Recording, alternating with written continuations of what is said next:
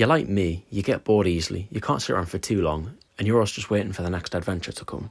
This time, I'm going to a city in Eastern Europe I had never even heard of before, and my mission is to spend the least amount of money possible. And what better way to start than by getting my laptop, searching up Skyscanner and finding a way to travel 1,607 kilometres for basically the same price as 5 hamburgers from McDonald's, your average pint in London, and travelling across the street on a train in England. But hold on, so where is it I am actually going? Starting off at my home airport in Newcastle, I'll be flying across Europe 1,607 kilometres away to a city called Riga, the capital city of Latvia. But anyway, it's time to get the laptop away. In this video, I'll show you the highlights of my budget trip in Riga. And let's see if I can do this whole trip for less than £150. But first, here's a sneak peek of this beautiful city.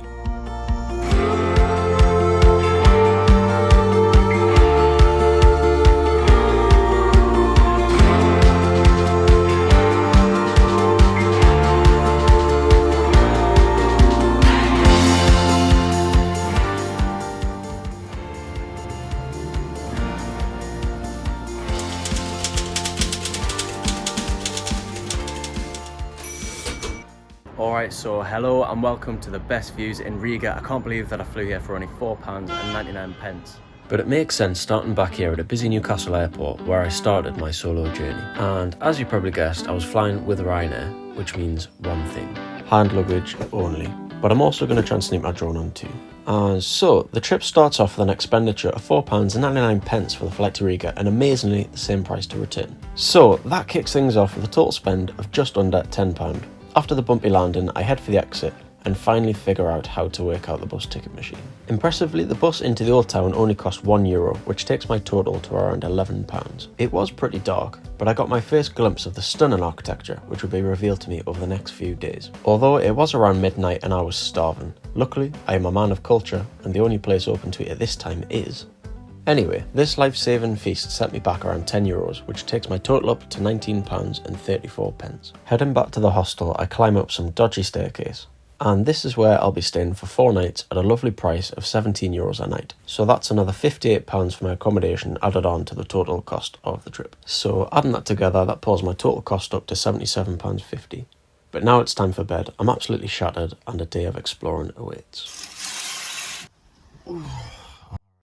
So I actually had a really scary nightmare the first night, and it said, if you don't click subscribe, you're going to miss all the amazing videos I've got planned for this summer. Anyway, excuse the shameless plug. It's the next morning, and I've got this room of 8 all to myself. I go to check outside, and it's a beautiful day, and the view from the window gets me excited about exploring on my first day. Anyway, it's time to leave. I head outside, back down the sketchy staircase, and I'm instantly greeted by beautiful architecture, such as the Riga Dom's Cathedral, which I'll be paying to take a look in later on today. Strolling through the streets, they were full of colour and character. I came across an impressive green spire, which you could see towering over in between the narrow streets. So I'd take a look inside. This one was free.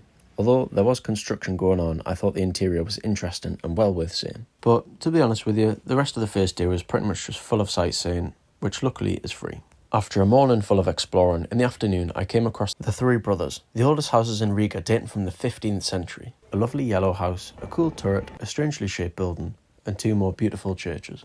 And one of the great things about Riga is there's a lot of sightseeing you can do, so you can explore for very little cost. But anyway, before I head into the main cathedral, I carried on heading towards the river, where I found this strange man in a box who has a funny little legend about how he founded the city of Riga. Carrying on along the river, there was also Riga Castle, but I didn't think much of this to be honest, and a lovely view of the many bridges across the river Daugava. Unfortunately, you can only get these views if you have wings, or a drone. After strolling the streets for over an hour, I enter one of Riga's most beautiful buildings, Riga Cathedral, which cost me only €3 to enter as a student, which adds £2.58 to my total. With the standard entry of €5, I thought it was worth it. The brickwork and design was beautiful, but the highlight for me was the organ, which was really impressive. So I don't bore you to death, I'll wrap up the rest of the first day quickly. Next on the list is probably one of the most iconic buildings in Riga, the House of the Blackheads. And this building is the one you'll probably see first on the front cover of all the articles relating to Riga, and you can see why. It may be worth taking a look inside for €7, but I was too hungry at this point.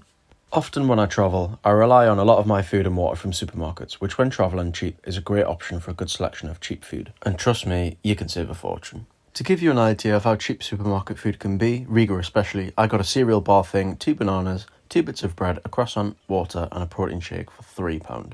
And most places in Europe have great selection in their supermarkets, and I would definitely recommend it if you do want to budget. So part of the reason why I actually made this video was to show you how cheap you actually can travel. So for those of you who may not have much money or want to do more travelling by doing cheaper trips, it's definitely possible by making a few small sacrifices. Two of those things you can do is staying in hostels and getting food from supermarkets. And I know staying in hostels is something which worries quite a lot of people if you've never done it before, which is understandable. But all the hostels I've stayed in through Hostelworld in Europe have been absolutely great, and quite often you actually end up meeting great people and making good friends. Something which you can do is if you're booking through Hostelworld, just make sure that the rating is like above 8 out of 10 and it's got quite a few reviews, and then you're pretty safe really. Obviously one of the big bonuses is it can save you an absolute fortune. Pretty much every single European city I've been to, even the likes of Reykjavik in Iceland, there's been a hostel for less than €20 a night. So having said that, ultimately travelling is about enjoying yourself and having a good time, so making all those sacrifices may not be the balance that you're looking for. So I think it's alright just to give it a try. If you like it, you do. If you don't, you don't. But anyway, part of the main purpose of this video really is just to show you that you can do trips for probably much cheaper than you think and still have a good time without the expensive hotels and the expensive food. Anyway, returning back to Riga, there's no surprise the rest of my first day was also pretty cheap. Seeing even more quirky buildings, the beautiful canal, the Tower and Freedom Monument, National Art Gallery, National Theatre, and after I sat and people watched for a bit. I couldn't believe how quickly people walk around here.